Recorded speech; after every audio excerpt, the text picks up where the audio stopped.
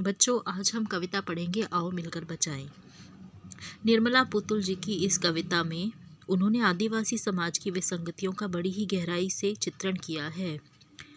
निर्मला पुतुल जी आदिवासियों की समस्याओं से भली भांति परिचित थी। साथ ही साथ उन्हें लग रहा था कि उनके सामाजिक परिवेश को बचाने के लिए समाज की कई महत्वपूर्ण वस्तुओं को बचाना अनिवार्य है। प्रकृति के विस्थापन और विनाश के कारण आदिवासी जातियों पर जो संकट मंडराने लगा है, वही संकट उन्हें परेशान कर रहा था। उसी पर आधारित है कविता आओ मिलकर बचाएं। यहाँ पर कवित्री उन वस्तुओं को बचाने का उल्लेख करती हुई कहती हैं कि आओ मिलकर बचाएं, अपनी बस्तियों को नंगी होने से, शहर की आबो हवा से बचाएं, उसे बचाएं डूबने से पूरी की पूरी बस्ती को हड़िया में।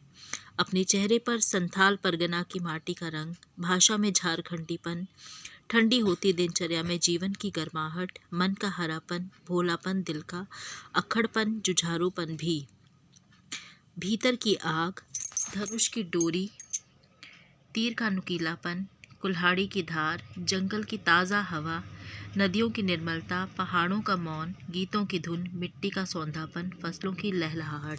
तो यहाँ पर कवित्री कह रही हैं कि आओ मिलकर हम सब बचाएं, अपनी बस्तियों को नंगी होने से बचाएं, अर्थात सामाजिक और प्राकृतिक रूप से हमारी आदिवासी बस्तियां जो हैं वो नग्न होती जा रही हैं, अर्थात उन पर शहरों की जलवायु का प्रभाव पड़ने लगा है। तो आओ हम उन बस्तियों को बचाएं, शहर की आबो हवा से बचाएं, उसे शहर के प्रभाव से और शहरी वातावरण के प्रभाव से हमें इन बस्तियों को बचाना होगा। बचाएं डूबने से पूरी की पूरी बस्ती को हड़िया में, अपनी पूरी की पूरी आदिवासी बस्ती को कुरीतियों के पात्र में डूबने से हमें बचाना होगा। हड़िया का अर्थ यहाँ पर है कुरीतियों का पात्र, अर्थात बुरी जो भी चीज़ें हैं उनसे भरा हुआ पात्र जो है उसे हड़िया कहा गया है। तो कवित्री ये जानती है कि उसे आदिवासी बस्तियों को नष्ट होने से बचाने के लिए प्रयासरत होना होगा और साथ ही साथ समाज को भी इसमें अपनी भागीदारी देनी होगी।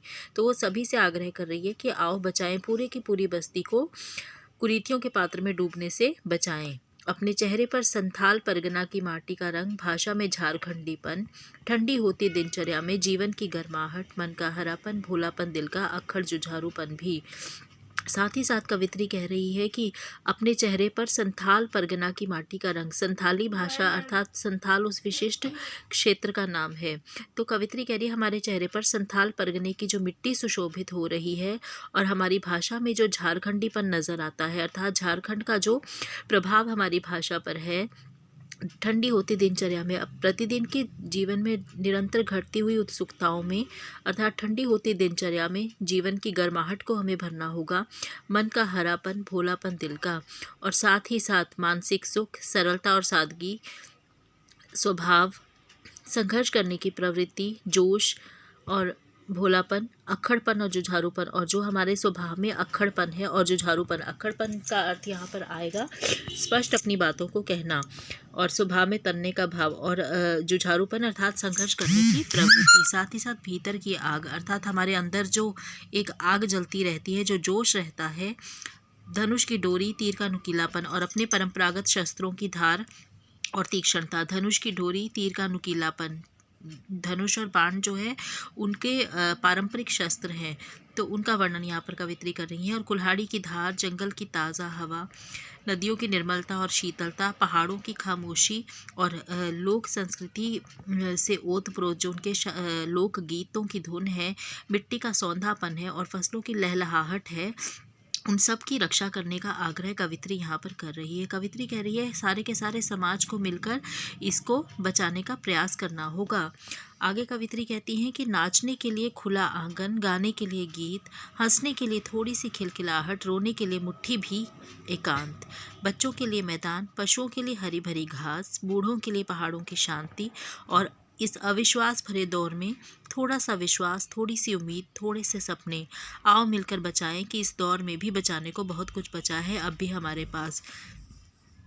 आगे कवित्री ये कह रही हैं कि सामाजिक प्राकृतिक परिवेश के लिए समाज की आवश्यक चीज़ों की रक्षा करनी बहुत ज़्यादा ज़रूरी है। नाचने के लिए खुला आंगन, अर्थात बदलते परिवेश और आधुनिकता की दौड़ में नाचने और खुशियाँ मनाने के लिए खुले आंगन की ज़रूरत होगी।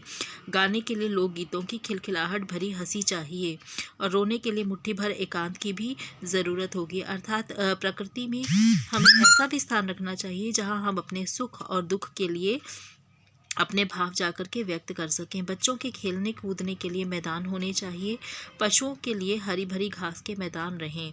बूढ़ों के लिए पहाड़ों की शांति हो और इस अविश्वास भरे दौर में थोड़ा सा विश्वास। अविश्वास भरा दौर अर्थात जो समय वर्तमान समय जो है वो अविश्वास से युक्त हुआ है, क्योंकि हम लोग आसानी से एक दूसरे पर विश्वास नहीं करते हैं। तो कवित्री को लगता है कि एक दूसरे में जो खोया हुआ विश्वास है वो भी हमें वापस लौटाना होगा।